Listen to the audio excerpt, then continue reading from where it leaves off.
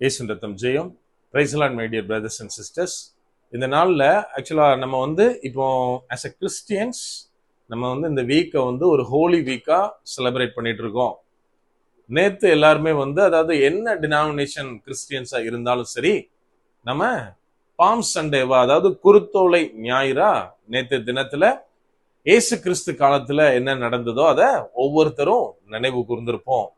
Especially நேத்து எல்லா சர்ச்ல என்ன பண்ணியிருப்பாங்க அப்படின்னா, குருத்தோலை பிடிச்சிட்டு அப்படியே அந்த ஏரியாவை ஒவ்வொருத்தரும் சுத்தி பாட்டு பாடி கிறிஸ்துவை பிரதிபலிக்கிற விதமா, கிறிஸ்துடைய காரியத்தை மற்றவங்களுக்கு கொண்டு போற விதமா அந்த காரியத்தை பண்ணியிருப்போம்.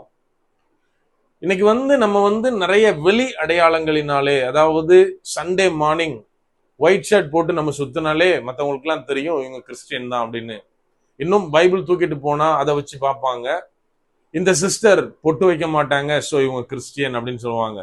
இந்த மாதிரி ஜுவல் போடாத அநேக காரியம் வெளி அரங்கமான பிசிக்கல் அப்பியரன்ஸ்ல நம்ம இன்னைக்கு காண்பிச்சுட்டு இருக்கோம் நாங்க கிறிஸ்டியன்ஸ் அப்படின்னு. ஆனா நான் கேட்க விரும்புகிற கேள்வி, நம்முடைய உள்ளான காரியங்களில் நான் தனிப்பட்ட விதத்தில் கிறிஸ்துவை எவ்வாறு காண்பிக்கிறேன்? நம்ம கொஞ்சம் யோசித்து பார்க்கணும். எனக்கு அன்பானவர்களே, இன்னைக்கு கிறிஸ்டியானிட்டி பத்தி நிறைய பேருக்கு நிறைய விதமான ஒப்பீனியன் இருக்கு. எனக்கு நல்ல ஞாபகம் இருக்கு, நான் ரட்சிக்கப்படுறதுக்கு முன்னாடி, அதாவது 2013க்கு முன்னாடி நார்த் இந்தியால இருந்து ஒரு மேனேஜர் ட்ரைனிங்காக வந்திருந்தாரு, எங்களுக்கு ட்ரைனிங் கொடுக்கறதுக்காக.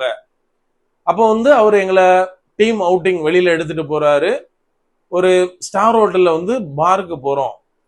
அப்போ அவருக்கு திடீர்னு சம் டவுட் உள்ள, மேபி இவங்களாம் ட்ரிங்க் பண்ணுவாங்களா இல்லையா அப்படின்னு. என் கூட இருந்தவங்ககிட்ட எல்லாம் ஒருத்தட்டே கேட்டுட்டு இருக்கப்போ என்னை பார்த்து டிஃபால்ட்டா எதுவுமே கேட்கல, ரூபஸ் you are a Christian, so I know you are a drinker அப்படின்னு. ஏன் அப்படின்னா அவர் சொன்னாரு, அழகா சொல்றாரு, எனக்கு கொஞ்சம் ஃப்ரெண்ட்ஸ் இருக்காங்க நார்த் இந்தியாவில், கிறிஸ்டியன் ஃப்ரெண்ட்ஸ். அவங்க எல்லாம் கிறிஸ்மஸ், நியூ இயர், இன்னும் வீட்டில் ஏதாவது ஃபங்க்ஷன்ஸ் வந்துன்னா வீட்டில் எல்லாரும் ட்ரிங்க் பண்ணுவாங்க. ஸோ எனக்கு தெரியும் கிறிஸ்டியன்ஸ்னா ட்ரிங்க் பண்ணுவாங்க அப்படின்னு. எனக்கு அப்போ அதோட வழி தெரியல, கஷ்டம் புரியல.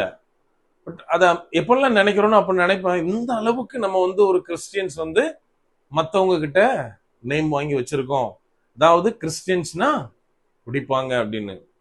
இது எந்த மோசே எந்த கடவுள்கிட்ட இருந்து வாங்கின கற்பனை எனக்கு தெரியல. ஆனா இன்னைக்கு நிறைய பேர் அந்த மாதிரியான ஒரு காரியத்தை மற்றவங்க முன்னாடி காண்பிச்சுட்டு இருக்கோம்.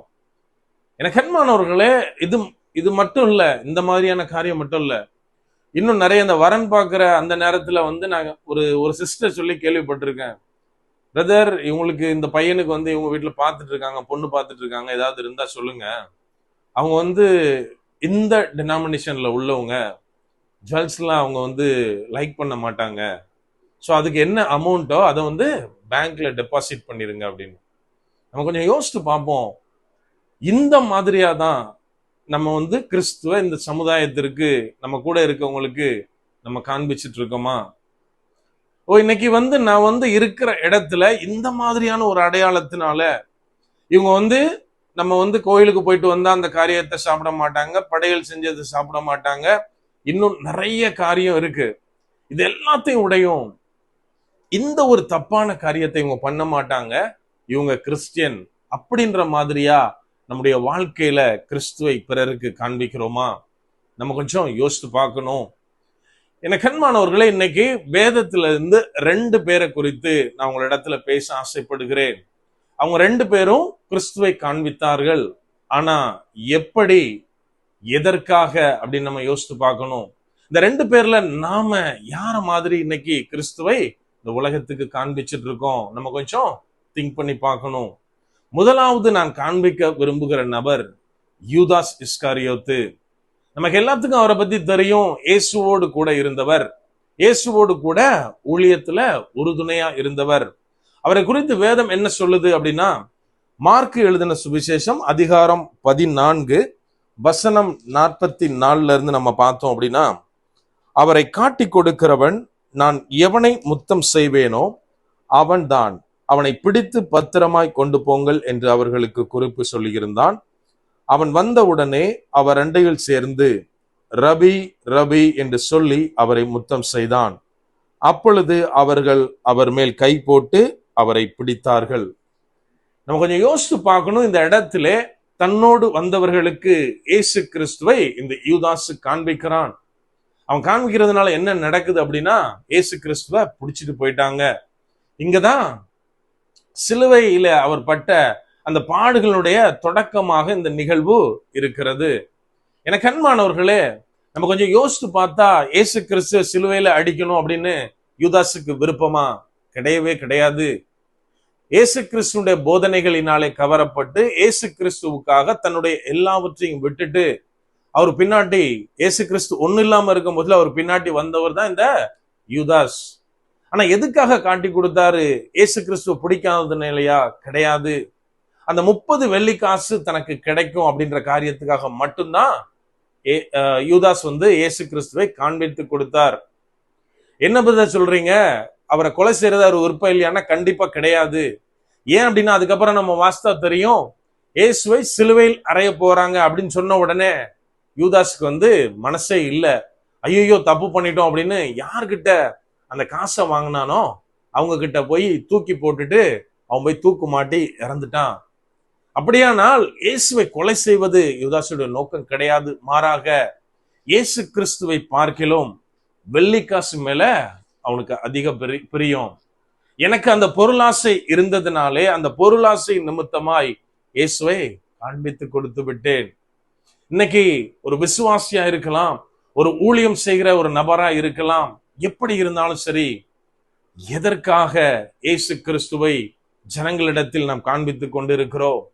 இயேசுவை காண்பிக்கிறதுனாலே, அவர் தந்த கிருபையை நான் யூஸ் பண்றதுனால, வரத்தை செயல்படுத்துறதுனால ஜனங்களிடத்திலிருந்து ஏதாவது எனக்கு கிடைக்கும் அப்படின்னு நினைக்கிறோமா? அப்படியானால் நாம தான் இன்னைக்கு யூதாஸா இருக்கிறோம். நம்ம மிகவும் ஜாக்கிரதையோடு இருக்க வேண்டும். என கண்மானவர்களே, அவரோடு கூட நடந்தவன் தான், ஊழியம் செய்தவன் தான், எல்லா இடத்திலும் தோளோடு தோளாக நின்றவன் தான் யூதாஸ். ஆனாலும் எப்போ இயேசு கிறிஸ்துவை பார்க்கிலும் அவனுக்கு பொருளாசை அதிகமாய் போனதோ அப்போ இடறி போனான். நாம் இந்த நாட்களில் எப்படி இருக்கிறோம்? ஏதாவது ஒரு காரியம், அது என்ன வேணாலும் இருக்கலாம், ரிலேஷன்ஷிப்பா இருக்கலாம், இன்னும் பொருள், பணம், எது வேணாலும் இருக்கலாம். ஏதாவது ஒரு காரியம் இயேசுவிற்கு மேலாக எனக்கு தோன்றுகிறதா, இயேசுவை விடவும் பெரியதாக எனக்கு நினைக்கிறேனா, நான் அந்த இடத்துல இடறி போன ஒரு யூதாஸாக இருக்கிறேன். ஆகவே எனக்கு அன்பானவர்களே, இந்த நாட்களில நான் ஏதோ ஒரு காரியத்திற்காக, என்னுடைய ஆதாயத்திற்காக இயேசு கிறிஸ்துவை காண்பித்து கொடுக்கிற, பிறருக்கு எடுத்து காட்டுகிற யூதாஸா இருக்கிறேனா? நம்ம கொஞ்சம் திங்க் பண்ணி பார்க்கணும். நான் குறிப்பிட விரும்புகிற அடுத்த நபர் யோவான் ஸ்நானகன். மார்க்கு 1வது அதிகாரத்தில் அவரை குறித்து என்ன எழுதப்பட்டுள்ளது அப்படின்னா, மார்க்கு சுவிசேஷம் அதிகாரம் 1 வசனம் 7 அவர் என்ன சொல்றார் அப்படின்னா, அவன் என்னிலும் வல்லவர் ஒருவர் எனக்கு பின் வருகிறார், அவருடைய பாதரட்சைகளின் வாரை குனிந்து அவிழ்க்கிறதற்கும் நான் பாத்திரன் அல்ல. நான் ஜலத்தினால் உங்களுக்கு ஞான ஸ்நானம் கொடுத்தேன், அவரோ பரிசுத்த ஆவியினால் உங்களுக்கு ஞான ஸ்நானம் கொடுப்பார் என்று பிரசங்கித்தான். என கண்மானவர்களே, இங்க யோவான் ஸ்நானகனுடைய வார்த்தைகளை நம்ம பார்த்தோம் அப்படின்னா, அவர் சொல்றாரு, நான் ஒண்ணுமே கிடையாது, நான் பெரிய ஆளு, ஏதோ பயங்கரமா பிரீச் பண்றேன் அப்படின்னு நீங்க நினைக்கிறீங்களா? இது கிடையாது. என்னை பார்க்கிலும் பெரியவர் ஒருத்தர் வர்றாரு, அவருடைய செருப்பை தொடறதுக்கு கூட நான் தகுதி கிடையாது அப்படின்னு இந்த இடத்துல இயேசு கிறிஸ்துவை குறித்து அவர் சொல்றாரு. இயேசு கிறிஸ்து வந்து நின்ன உடனே அந்த யோர்தான் கரையில நின்னோன்னு சொல்றாரு, இதோ உலகத்தின் பாவங்களை சுமந்து தீர்க்கிற ஆட்டுக்குட்டி. எனக்கு அன்பானவர்களே, ஒரு வார்த்தையை கவனிச்சோம் அப்படின்னா, தன்னை எந்த அளவுக்கு தாழ்த்தி கிறிஸ்துவை உயர்த்தினார் அப்படின்னு நம்ம பார்க்க முடியும். நம்ம ஏதோ யோவான சாதாரண ஒரு ஆளை நினைக்க கூடாது. நம்ம எல்லாத்துக்கும் தெரியும், மல்கியால இருந்து மத்தேயு வரைக்கும், அதை ஒரு இருண்ட காலமாக வரலாற்று ஆசிரியர்கள் சொல்றாங்க. தேவனிடத்திலிருந்து எந்த சவுண்டும் இல்ல, எந்த தீர்க்க தரிசன வார்த்தைகளும் இல்ல, மனிதனுக்கும் தேவனுக்கும் ஒரு பெரிய இடைவெளி ஏற்பட்ட காலம் அது. இந்த தேவனுடைய சைலன்ஸை உடைச்சு பிறந்தவர் தான் யோவான் ஸ்நானகன். யோவான் ஸ்நானகனுடைய தகப்பனுக்கு தான் தேவனிடத்திலிருந்து வார்த்தை வருது, தேவன் பேசாத அந்த இருளான காலத்திலே தேவனால அனுப்பப்பட்ட தூதன் வந்து சொல்றான், உனக்கு ஒரு பையன் பிறப்பான், அவன் தீர்க்கதரிசியா இருப்பான், அவனை இந்த விதமாய் வளர்க்கணும், இவனுக்கு இப்படி யோவான்னு பேரிடணும், அவன் யாருக்கு முன்னோடியா இருப்பான் அப்படின்னு அந்த இடத்துல சொல்லப்பட்டுள்ளது. இந்த மாதிரியான ஒரு பெரிய தீர்க்கதரிசியாக வாக்குத்தத்தத்தின் பிள்ளையாய் பிறந்தவன் தான் இந்த யோவான் ஸ்நானகன். அங்கே அவன் செய்து கொண்டிருந்த வேலை பிறருக்கு மனம் திரும்புதலுக்கு ஏற்ற ஞானஸ்தானத்தை கொடுத்து கொண்டிருந்தான்.